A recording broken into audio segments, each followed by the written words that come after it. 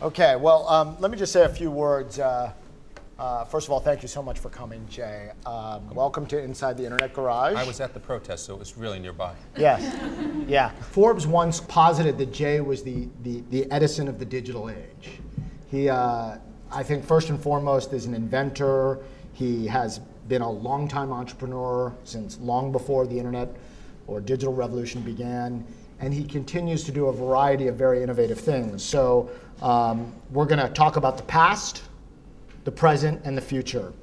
And we're going to start by flashing back to 1997, where you were in Connecticut and you created the idea for what you eventually called the reverse auction. I did not call it You that. didn't. You did the not. New York Times called it that. It's not a reverse auction. Okay, so correct me right out of the gate. It's a demand collection That's a system. softball, by the way. I do Yeah, have it's not a reverse auction. Okay. So an auction is a competition among buyers for the benefit of the seller. All right. So if you have something to sell, and you can get buyers to compete on price for your benefit, that's called an auction. Priceline is not a competition of the sellers to compete for the buyer. It's not a competition at all. There's no competition going on. What's happening is a unit of demand, the economic term for somebody who wants to buy something, is being captured. And any seller who wants can fill that demand. So Priceline is a demand collection system, which had never been done before. It was never possible to collect demand because there was never an architecture to get people who were all saying, hey, I'm willing to buy something. Here's my credit card. Here are my conditions. If you'll fill those conditions, I'm a guaranteed buyer. That's very unusual. It actually hasn't happened in thousands of years. Do you think that misinterpretation came from the fact that there was a belief in the mainstream media that, in fact, multiple buyers were converging and the seller was trying to get the best price? No, it happened because Saul Hansel, who was the journalist for the New York Times, was lazy and stupid.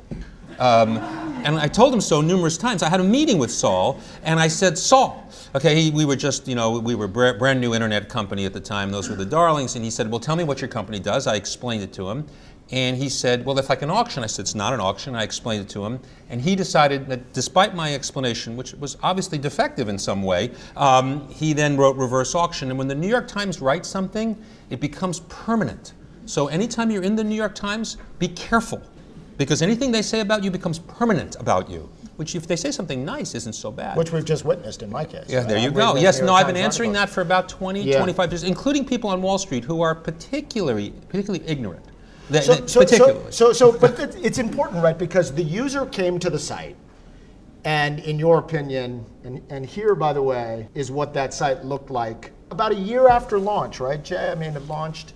That looks pretty good. This is about a year after launch. It took you a while. How, when you go back to that moment where you created the idea, how long before you were able to get a site into the marketplace?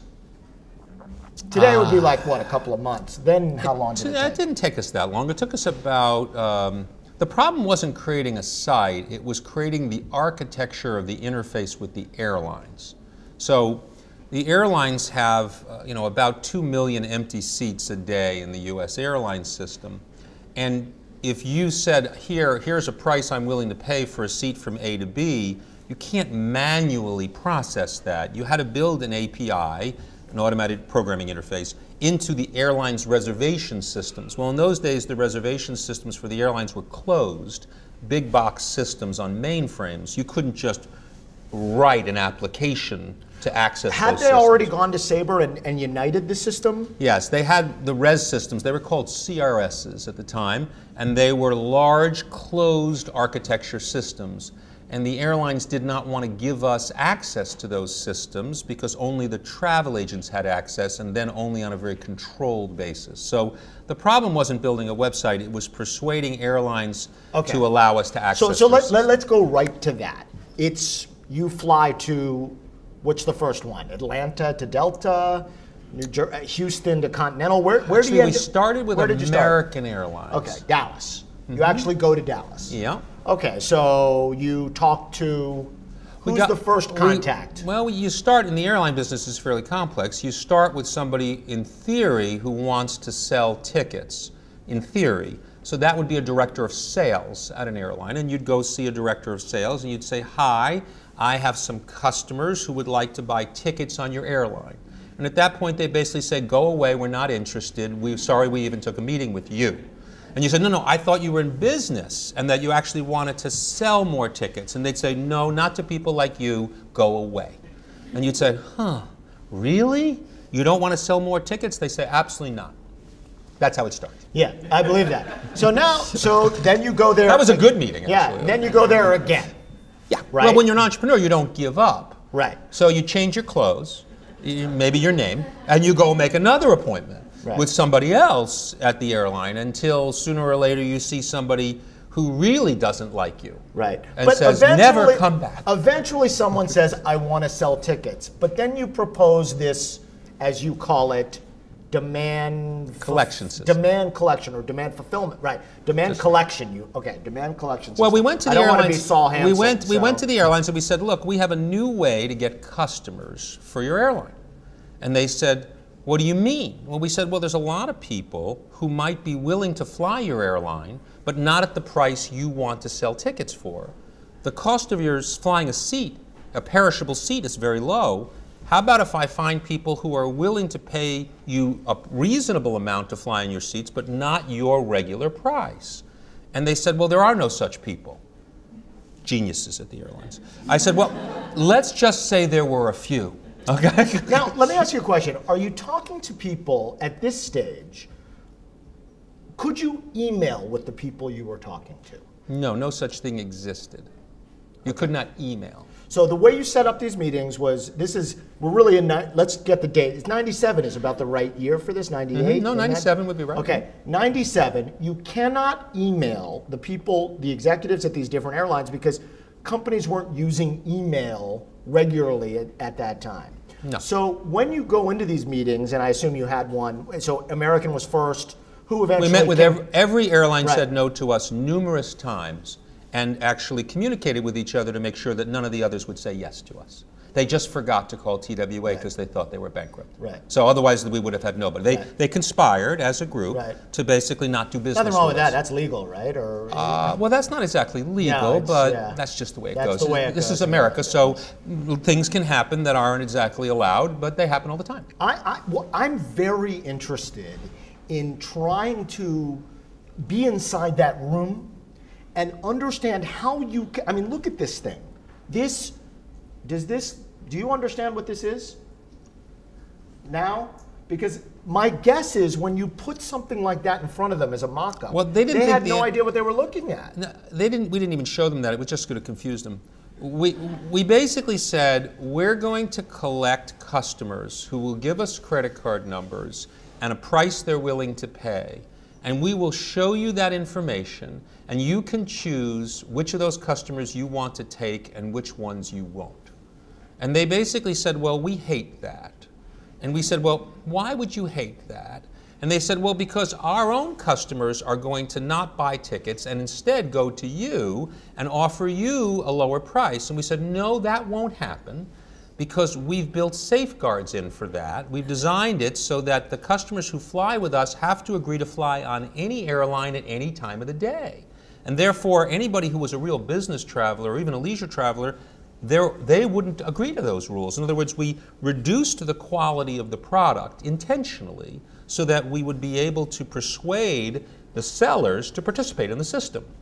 So the sellers had to be confident that we were getting people out of couches and out of cars and buses and not out of their own seats. So that was the trick that we had to solve as a problem. We had to conceptualize that. Right. So, and when you conceived of this process, did you understand that there was going to be?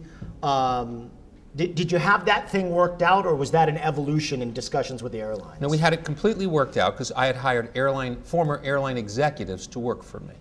So already? Oh yeah. At Walker Digital before it was Priceline, or at Priceline? Before it was Priceline, yes. Okay. When we designed it, we hired people from the airline industry to advise us, so that by the time we went in to see our potential partners, we had solved all of the problems that they hadn't thought of yet because they weren't going to pay attention for more than 15 to 20 minutes. That's the full attention span of a corporate executive. So 15, 20 minutes max. So we had to solve all the problems before we showed up.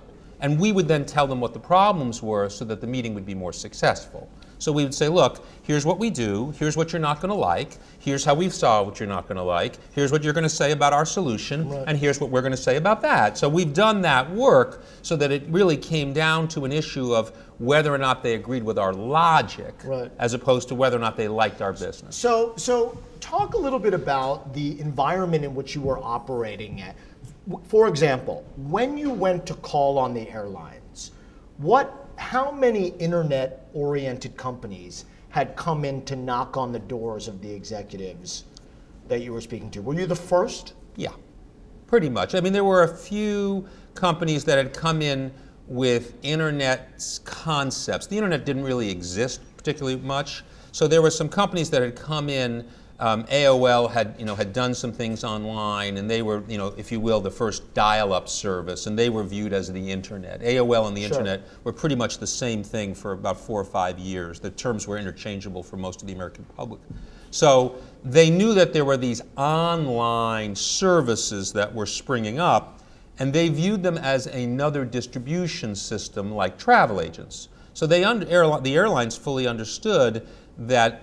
They understood online systems because they all owned online systems, which was their computer systems to manage their seats, and their flight reservations were computer systems, and travel agents had an online access to them. But they weren't consumer facing at this point. No, they didn't think any consumer could possibly navigate an online travel experience. They thought you needed to be highly educated like a travel agent, which is a bit of an oxymoron, but highly educated like a travel agent in order to learn how to navigate the res system, much like if you go to a counter at an airport today and you see that the gate agent tapping on those keys furiously with all kinds of codes and things from the 1970s, right? That's what they still have. So that's what they think. So 15 years, just so we're clear, Priceline preceded airline websites.